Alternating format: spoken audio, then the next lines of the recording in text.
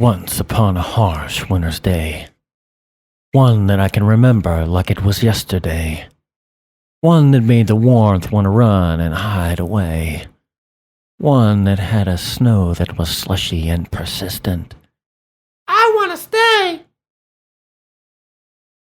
One that had a wind that made your cheeks want to hide, especially if it was you that chose not to hide. One that made the trees even want to hide, guard the leaves that they depend on for their lives. I find myself in the middle of all this, trying to drink the coffee and smoke the cigarettes I decided to get. And I hear a sound coming from the left. As I turn to see what it is, it's the shuffling of feet of a beauty I have never seen. And the first thought that came to me, I wish I could make her be with me. As I have pondered what I have just seen, I wonder if she has even seen me.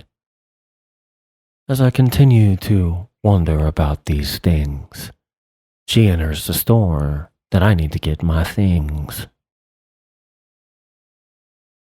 As I continue to ponder if I even want to go inside, she has definitely made it known that she has gone inside. As I finally decide to go and get the things I need to get, I have no idea that she has things that she has to get. As I continue to mind my business and go around the corner, I hear a notification thing as I go around the corner. I look down and I see that it's not mine. I look up and I find out who it was, that it was not mine. It was the beauty that I seen, and she's right on top of me.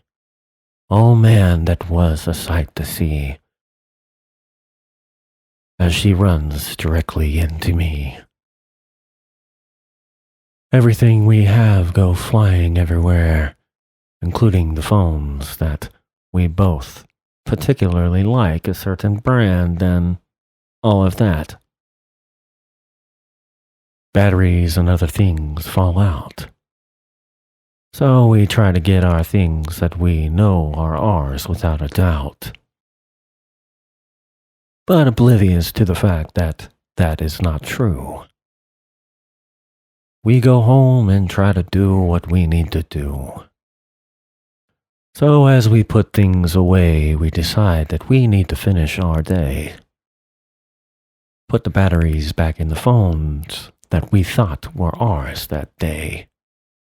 We quickly find out that it is not ours that we got that day. So what do? We make a phone call and get back into our cars and meet where we have decided to meet to get what is ours.